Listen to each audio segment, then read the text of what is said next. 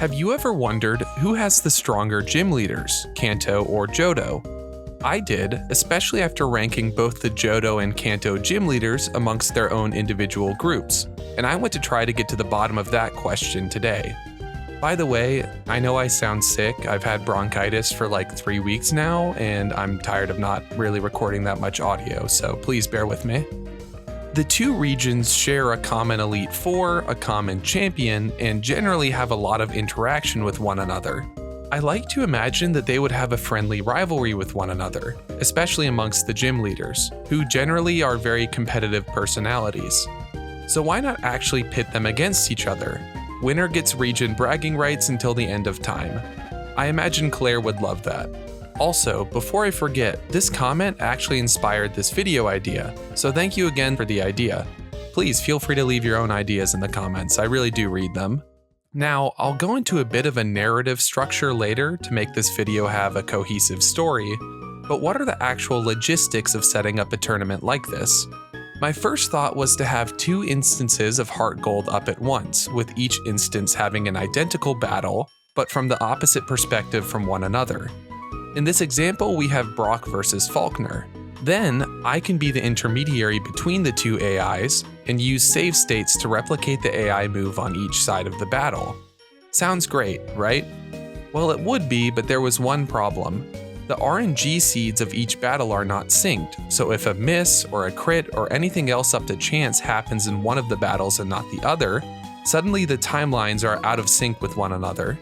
Without each battle perfectly in sync, I can't faithfully replicate the AI decision making, and I couldn't for the life of me figure out a way to sync the RNG seeds of 2 different battles. Now saying that, I'm sure there's like a very simple solution for this, but I couldn't figure it out.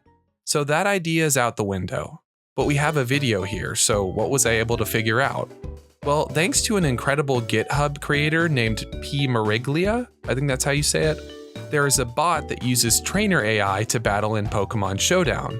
I will link to the GitHub project below, and I encourage you to check out P. This stuff is all way above my pay grade. Thanks again. This Showdown AI uses a decision-making algorithm that looks ahead 2 iterations of moves in the battle, and then selects the move that minimizes the possible loss for a turn. It's a very safe strategy for Pokemon battling, but honestly, I believe it's a great stand-in for the AI you get in a normal Pokemon game. The one big difference is that switching is much more viable to an AI like this, unlike in the regular Pokemon games, and you'll see plenty of examples of that in the battles. I like this style though, it's very dynamic, but make no mistake, the bot can get a little confused sometimes. This is just one piece of the puzzle though. How is me battling against a Showdown AI going to replicate a battle between gym leaders? Well, luckily you can run 2 instances of the same bot and have them battle each other. A little bit of tweaking and voila, we have the ability to match up any 2 teams we want and have them run a relatively intelligent Pokemon battle against each other. You can even change the format, so I can have 2 gym leaders battle in their native Gen 4 environment. I'll get to why Gen 4 later, I promise. With that, I think that covers the majority of the technical explanation of how this battling system works. Now, for my own fun, I'm going to pivot to the main story of this video and use a little narrative I came up with to explain how the rules will be set up. So, the 8 gym leaders of Johto rock up to the fighting dojo of Saffron City one day and throw down the gauntlet for all of the gym leaders of Kanto to hear. Johto wants a crew battle of sorts, 8 head-to-head matchups to determine which region has the stronger gym leaders. First gym leader against first gym leader, second against second, and so on in best of 3 sets. Whichever region wins the most matches has the strongest gym leaders. In addition, Johto insists on a fair fight. In their eyes. Johto will use their teams from heartgold and soulsilver, and Kanto will use their teams from firered and leaf green. Johto sees this as the closest approximation of each other's skills, as Kanto getting the advantages of Gen 8 movesets from the Let's Go games would be a little unfair, and the Kanto teams from heartgold and soulsilver would absolutely shellac Johto's, as they have far more Pokemon and developed movesets, as they're essentially post-game. Also, all Pokemon would be level 100 to ensure a level playing field. With their cards on the table, Johto waits. Kanto's intrigued, and deliberate amongst themselves. After some time, they agree, but with conditions. They see their movesets as being from a generation before the physical special split as a disadvantage, so in return, they want Johto's teams to lose their held items. Johto shows initial outrage at the loss of their citrus berries, but eventually Falkner convinces them that the scales still tip in their favor, and Johto agrees. Finally, both sides mutually agree that trainers using items is outlawed. This is a competitive environment, after all. And that was it. The Johto gym leaders returned home and trained in the Pokeathlon Dome for days on end. Chuck wrestling his Pokemon until he couldn't anymore, Bugsy getting distracted anytime a fly came by. Claire even called Lance to come give a special training session to the gym leaders, but he declined, as he wanted to stay out of this budding feud. Claire was embarrassed after that. Meanwhile, in Kanto things had a much more calm feel.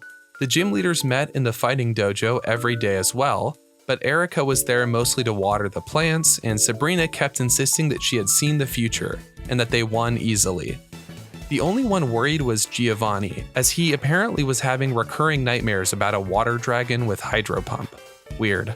Getting Giovanni there at all was difficult, as he was on the run from the authorities. Apparently Brock found him in a cave somewhere. Koga kept remarking how nice it was to be back with his fellow gym leaders, though it came across more like him bragging about being an Elite Four member now. Finally, the day had arrived. Koga had pulled some strings and was able to rent out the Indigo Plateau for the entire day for this tournament. Word had spread, and there was a low buzz coming from the crowd that had gathered hours before the crew battle was even set to begin. On the Johto side, Falkner was getting nervous. He knew Brock had the type advantage, but Morty had assured him that Pidgey's sand attack could give him a fighting chance. He couldn't shake the nerves though. He really didn't want to let his dad down with everyone watching, or even worse, get his dad's Pokemon hurt. After what felt like an eternity, Lance stepped out into the open space and called everyone to attention. It was time. Falkner stood across from Brock, heart pounding in his ears. Brock smiled and said something, but he couldn't make out a word of it. He pressed the Pokeball's button, heard Pidgey's cry, and the battle was on. Non-narrative side note. You'll notice the names of the trainers when you see like the little notifications come up are Clambini and Clambono. I figured I'd just explain. So I normally use Slam in all the games I do, but if I really want to spice it up, I'll do Slambini because I think it sounds like a magician or something. And then if I really need another alt, I'll do Clambini. And then that was the alt I was using for this battling, but then I needed another one. So now I have Clambono as well. So if you ever run into me on the ladder, you'll know I mean business if you run into Clambono. Immediately, both trainers swap to their aces. This is a common trend with the AI, so get used to it. Pidgeotto hits a resisted Gust that still does decent damage, and Onix misses a Rock Tomb. Don't forget, that's only 80% accuracy in this generation. Pidgeotto goes for a preemptive Roost, which does nothing, and Onix hits the Rock Tomb this time, doing almost half health and dropping Pidgeotto's speed. Onix strangely goes for Harden here despite Gust being a special move, and Pidgeotto uses that opportunity to heal back to full with Roost. Rock Tomb and Roost. Then Onix mixes it up, going for Bind to get some passive damage going. Pidgeotto continues to spam Roost, and Onix sets up another Harden. They go back and forth for some time, until Pidgeotto strikes back with a hard critical hit Gust. Somehow, Onix is at 2/3 health while Pidgeotto is at full. Onix is stuck on Bind, and Pidgeotto is just whittling away with Gust. Onix is only at 16% when it finally gets wise and knocks out Pidgeotto with only 3 HP remaining. Pidgey comes in and all looks lost, but if Pidgey could just knock out Onix, Geodude has no rock-type attacks. Combine that with Sand Attack and it would be a knockdown drag-out fight to see who wins. But Onix hits Rock Tomb, and Pidgey's tackle only does 2%. Onix hits the final blow to take game 1. Brock is feeling good, but this definitely is not the cakewalk he thought it would be. If Falkner ever gets through Onix, he has a chance. Game 2, and Falkner needs this one if he wants to force a deciding third game. Same first turn, both trainers bring in their aces. Pidgeotto starts hot, hitting a critical hit Gust immediately. Onyx hits Rock Tomb, and we're back into the same song and dance as last time. Roosts from Pidgeotto, and attacks from Onyx. After what feels like a million years of roosts, Pidgeotto hits another critical hit gust, and suddenly Onyx is staring at 39% HP. Onyx misses a bind. It's in shambles, and Pidgeotto's gust continues to chip away. But then Onyx hits a Rock Tomb, and Pidgeotto's hurting. And at just 5% HP, Onyx deals the finishing blow to Pidgeotto. Pidgey comes in, and just to add insult to injury, misses its tackle as Onyx hits 2 Rock Tombs for the win. 2-0 victory for Brock, and Kanto's up early, 1-0. Faulkner is hurt, but afterwards Brock tells him that he was really worried about losing during the battle, and that makes him feel a bit better. Bugsy and Misty are up next. Bugsy has an advantage here, which is that he leads with his ace Pokemon, and also his Scyther has super effective U-turns against Misty's Starmie. The battle begins, and Misty swaps to Starmie as Scyther uses Leer. Not wanting to lose her ace immediately, Misty swaps back to Staryu, who takes a massive 2/3 of its HP from Scyther's U-turn. Bugsy swaps in Kakuna, but then immediately doubles back into Scyther as Misty brings Starmie back out. Both aces staring each other down, Starmie goes for a preemptive recover, and Scyther U-turns for a devastating 72%. Metapod comes in, but quickly comes back out for Scyther again. Starmie recovers, and then Misty swaps into Staryu for a sack. Staryu goes down, and Starmie faces down Metapod. Scyther swaps back in, and it's full HP on both sides. Will Misty ever do damage in this battle? Yes, Water Pulse does 30%. A confusion could be big for Bugsy. Scyther does 75% with U-turn.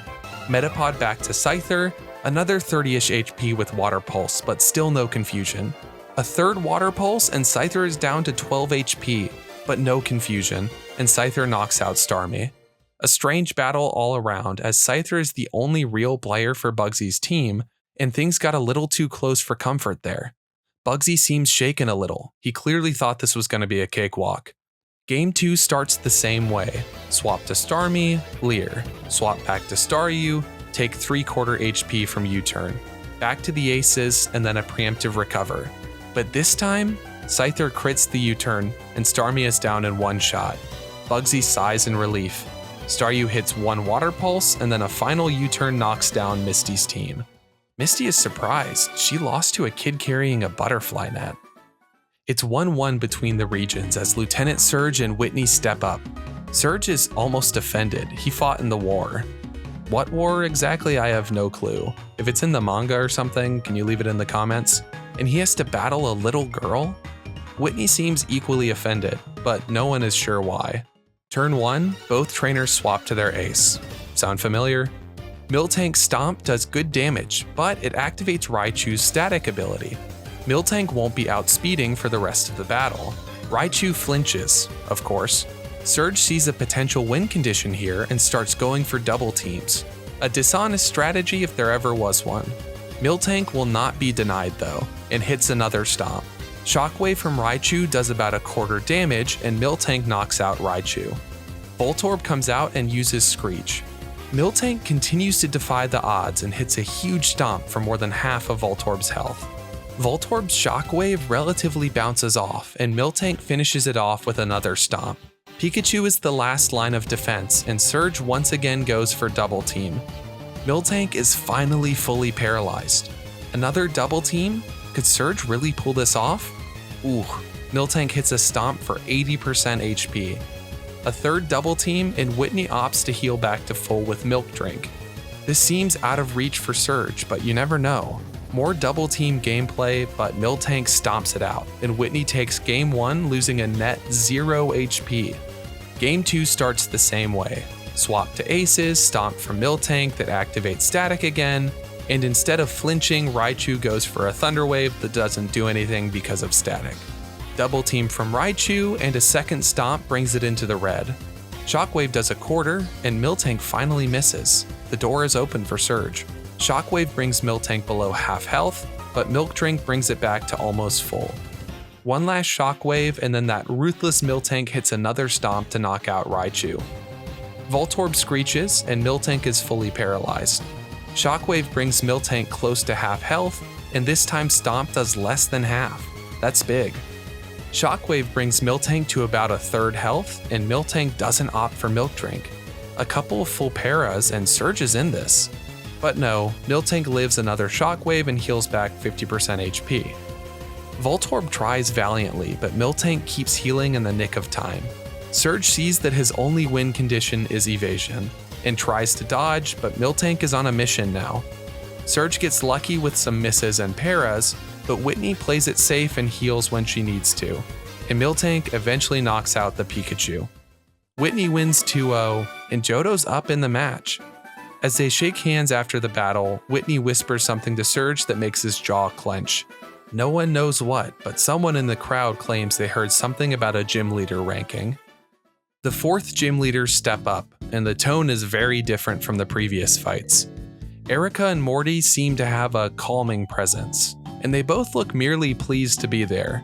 The battle begins, and Morty swaps to Gengar as Erica swaps to Tangela? Weird. Shadow Ball does massive damage, and Tangela's Giga Drain tickles the Gengar. Another Shadow Ball knocks out Tangela. Vileplume comes in, and both trainers start trying to put the other's ace to sleep. Gengar misses Hypnosis, and Vileplume hits a Sleep Powder. Things are looking up for Erica, but then she starts spamming Sleep Powder even though Gengar is asleep already. And Erica loves this strategy, as she does it for a few more turns before Gengar finally wakes up and hits a Shadow Ball for nearly half of Vileplume's health. Vileplume actually puts Gengar to sleep again and then starts going for Giga Drains. But the grass resist is too much, and Gengar knocks out the Vileplume a couple of turns later. Gengar puts the Victory Bell to sleep and then knocks it out with a couple of Shadow Balls. Game 1 done, and Morty won in convincing fashion. So much for being the worst gym leader in Johto. Game 2 goes almost the exact same, and Morty wins quickly and easily. The whole ordeal put a couple of spectators to sleep, but that could just have been because of a missed Hypnosis or two. Does Kanto have any fight left in them?